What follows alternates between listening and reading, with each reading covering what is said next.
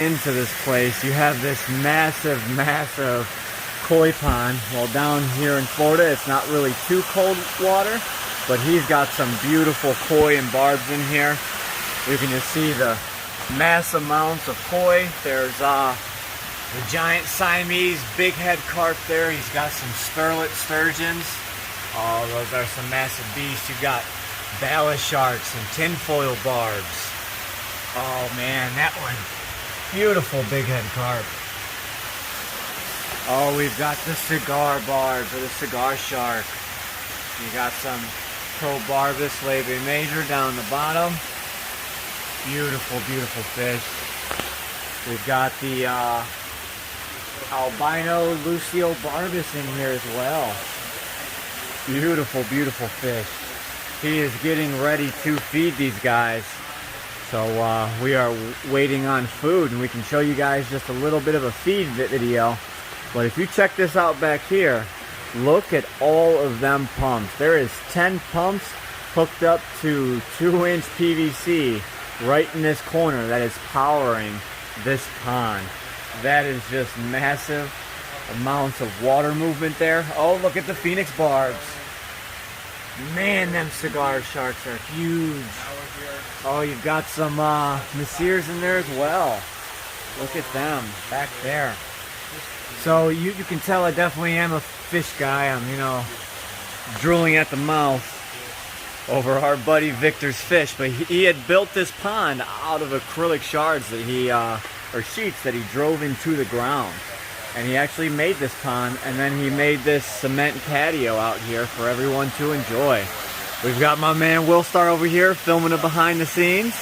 Hey, buddy. So yes, I just wanted to give you guys a nice look at this pond. Look at the amount of water coming back in through that filtration system. That is just a heinous amount of water. I would not like to see his electric bill, but you know what? We have the same problem. Right here we have the man himself, Victor. How you doing, bud? It's been a long time since we've been down here. Always love seeing all the upgrades. I love what you've done with this place, and thank you. My God, them cigar sharks are massive. But I'm pretty sure I say that every time I'm here. All your fish are just massive and healthy. But he's got some food in his hands. He said he was going to feed these guys.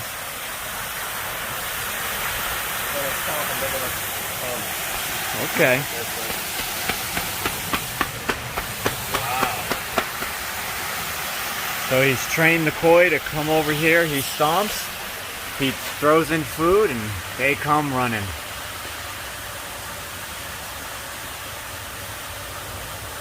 Like a little feeding frenzy down here. As you can see, his pond is not overstocked whatsoever. They are all bunched over on this side, but the rest of the tank has nothing in it because they're all over here trying to get some food. So I just wanted to point that out before some of you guys say something about it. Oh, look at that Indo tarpon. Still finding more and more fish. Beautiful. All right, let's go ahead and see what else we have just beyond these doors. So I was in fact told that there was another guy hiding in this pond that I was waiting to see. I thought he was inside, but nope, I was wrong. This is a albino European Wells catfish, and he looks to be just over 4 foot. Do you have a... Okay, so about 4 foot. This is a beast of a catfish, one that I wish... He's 5 years old? This is one I wish I could have up at the rescue, but sadly they are legal up there. He is completely legal down here, so for those of you that are worried about it, that might say something, have no fear. He is legal. He is legal by the state law, but federally he's still banned everywhere. Gotcha. Federal ban went in 2016. Well, I wish I would have brought my GoPro now. I would have jumped in the water with them.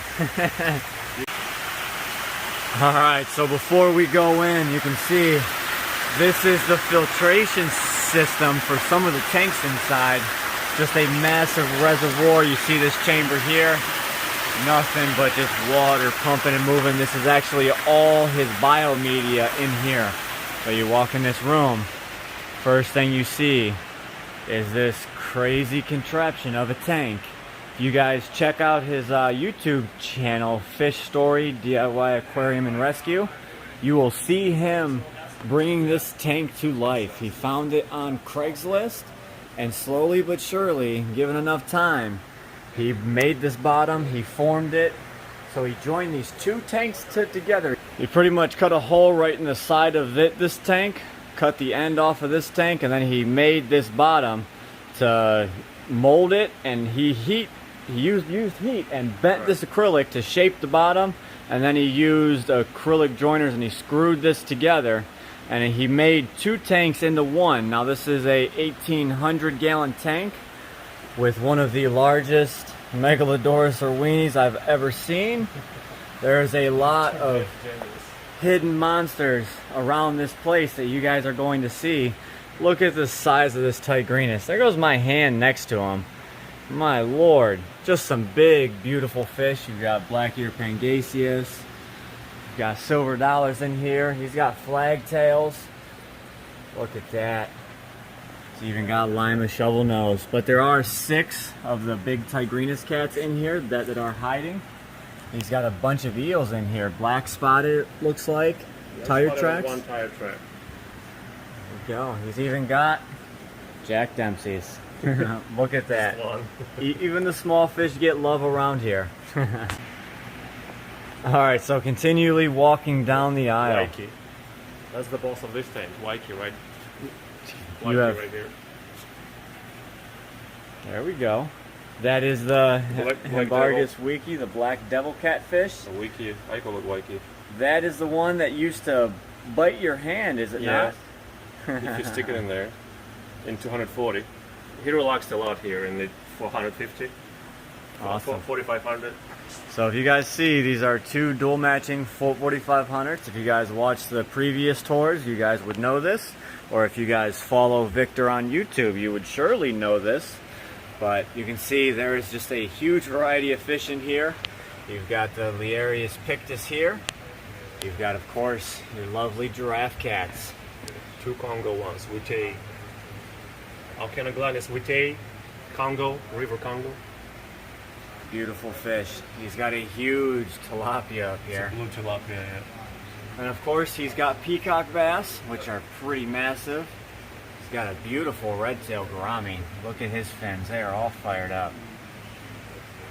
Now, normally you don't see red-tailed gouramis this big. This guy's, you know, at the 2-foot mark. But look at those little tentacles off his bottom. They're just so long, nobody's butt biting them off, so... Hexadol. You see the teeth on the outside? Yep. Hexadol gourami. Elephant ear. He's got all different kinds of stuff in here. Elephant ear gourami. I don't know if you can see the teeth on camera. There you go. Beautiful gourami. Of course, he's got a albino gourami, giant gourami.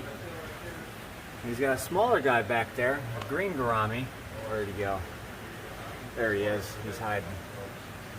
Bam. This is, look at, I can't get my hand over there. It's too far away. I was trying to show you the size on some of these bass. Of course, he's got a 2 feet. variety of different gar in here. And this arowana, beautiful arowana. Definitely one of the larger ones I've seen. I don't have one this big at the rescue. Close, but not quite. But you can tell these guys are just old and they've lived in a large tank all their life to be able to reach this size. I'm gonna get my hand up next to him. Oh, I scared him. He's about 7 years old. Alpha. 7 years old.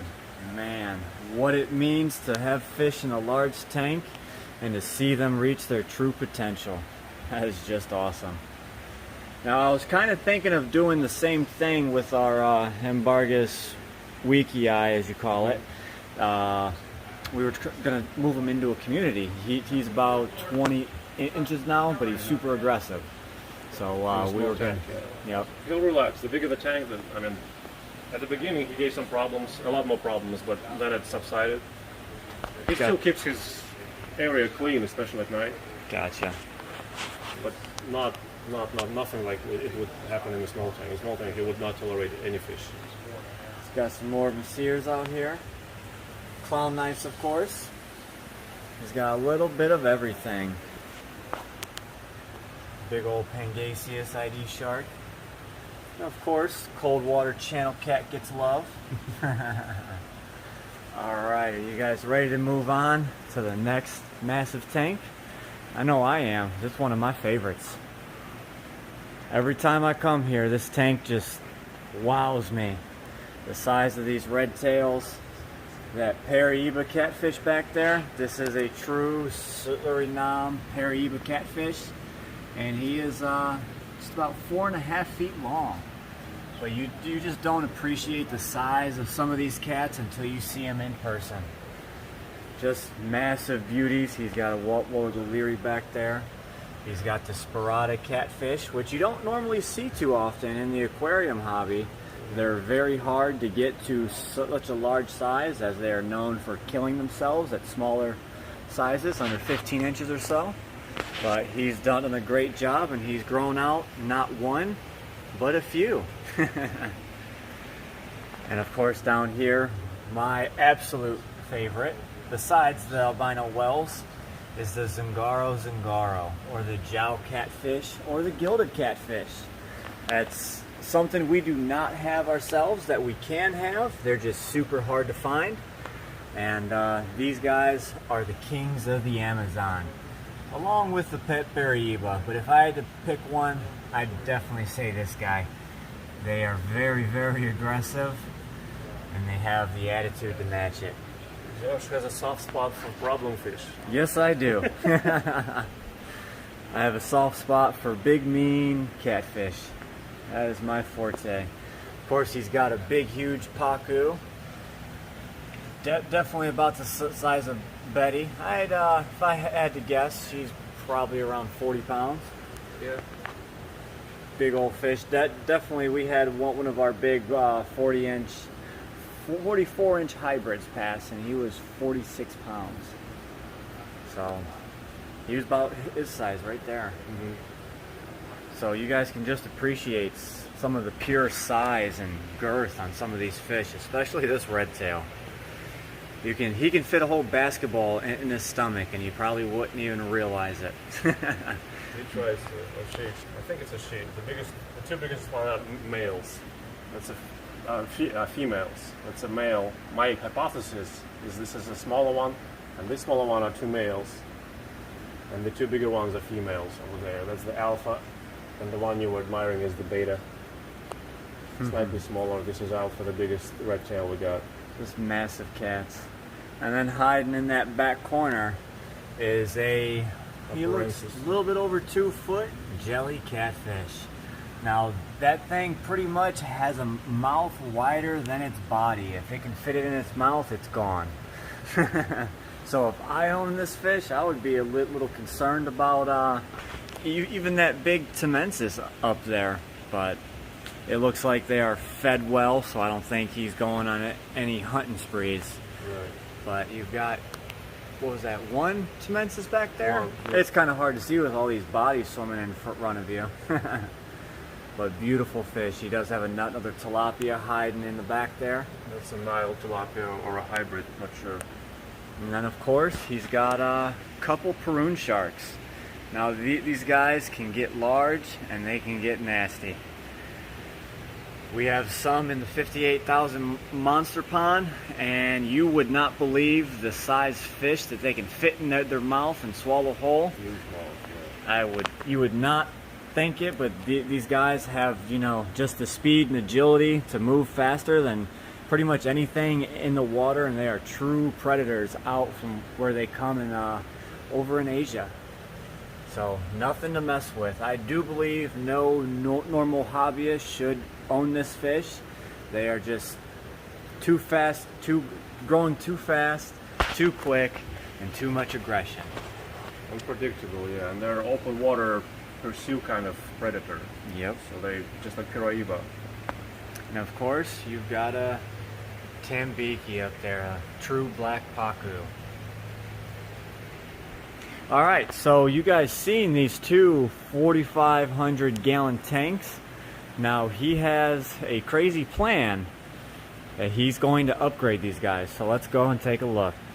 You work with him or you do it as a... Okay, so walking through here, we will get to the smaller tanks in just a minute. But right here, this is a tank that he is building. This is a 10,000 gallon.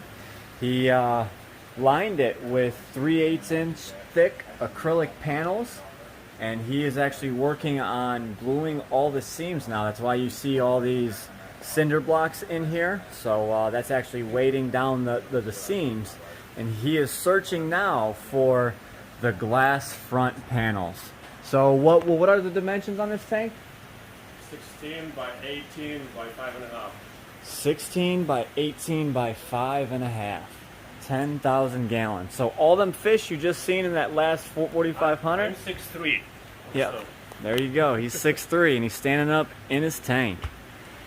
Avid fish lover like ourselves, and he just keeps on growing and expanding. That's why I love to come down here and visit anytime I'm in Florida, because you know he's got stuff that I don't have, or he has stuff that I can't have, and I love seeing his growth and progress. And you know, I like to stand behind his mission and support what he does as well. So if you guys did not know or did not catch it earlier in the video, he does have a YouTube channel, Fish Story, DIY, Public Aquarium, and Rescue. So go ahead and check that out. Now let's go ahead and move on to the smaller tanks. I say small, but these are still actually really, really large. So in this tank here, we've got a bunch of smaller Messiers. Of course, he's got a common pleco. He's got a weaksy bicher. He's got a regular Senegalus. Little pictus cats. You gotta have the love for the smaller fish as well. You got a whole school of them. Some silver dollars in there. And what are these catfish over here in the corner? they're ornate pim catfish. Pimelodus ornatus. And this little guy right here? That's from the wild, the hoplo cat. This is, I don't know if it's littorale or not, but Hoplosternum littorale, I'm guessing. I'm not sure about the species. Is that a pink Chelsea up there? It is. Yeah, and the jewel cichlid. That's from the outside. I got it out of the mud. It was almost dried up. See, look, he saves them all. Alright, then over here in the next tank. The jerk number. Yeah, you name it. Real These jerk. guys are definitely he's ferocious. in the timeout. He was in the big tank. Just yesterday he was in the 4,500 gallon. This is a Disticatus lusoso. No. Or Sex Sex fasciatus. Sex The lusoso's over there in that tank. I knew you had both of them. He was biting the hell out of the Timensis and the tilapia, and that's why he's here now. Surprisingly, we have one in the 58,000, and he's not. Well, slightly bigger. The bigger the better, you know what they say. Yeah, I try and tell people that all the time, but Males you with know. aggression, they have to get away from each other. Yeah. Over here we have a beautiful Midas cichlid, along with Aiton. his name is Aiton. Aiton. Gotcha. He had a different name, but I just like the word, so I took the S out. Gotcha. He was Satan, but now he became Aiton. Beautiful fish. Beautiful. Coming over here to yet another tank. Of course, you've got another Paraiba catfish. This is the Capipredum, if I said that correctly. I don't always get the pronunciations right. And then we have the lemon barb. Absolutely love those guys. And back there is a yellow cheek. And of course, another common pleco. Moving down to this tank. Look at that. More common plecos. Lots of love around here. He's got this is a Dorado catfish. And then down here we've got what, a woodcat? Yep, Colombian woodcat, Galeatus. And then we've got a starry night cichlid Yeah. in the back. That a bleaker eye? Or is that the so. Heterotilapia bleacheri. There we go. I'm good, but I might, get a few wrong here and there. Well, English, your first language, not mine, so you should do better. And over here is a doveye. Yeah. Look at that beautiful blue coloring on them. Definitely a beautiful fish. Glad to see a couple of them here. Okay, so yet again another massive tank. He's got a bunch more of the lima shovel nose in here. He's got jaguar cichlid, a little Florida gar, and of course common pleco. Get lots of love. More plecos in here. What is this fish? I actually don't know what that is, and I'm not scared to admit it. Small scale mud carp. Small scale mud carp. Yes. Okay.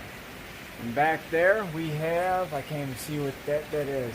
So if you guys don't know, I'm standing behind the gate getting the camera over to you so you guys can have a great look at it. There is a yellow bullhead in the back and a snail bullhead in the front. Gotcha. And over on this left side you can see we're going past his workstation because he's working on this massive tank right behind us. But he's got his South American lungfish. Now, surprisingly, these are some of the most aggressive lungfish that I've come by. You know, I have large Africans and all the different subspecies of Africans. I've had the Australian, but for some reason, these guys right here are the ones that are known for doing the most damage. The non-Kanjaya, the smaller fish? Anything. Small fish in particularly, and other lungfish. That goes against what the prior owner told me about this one, and against what I've read.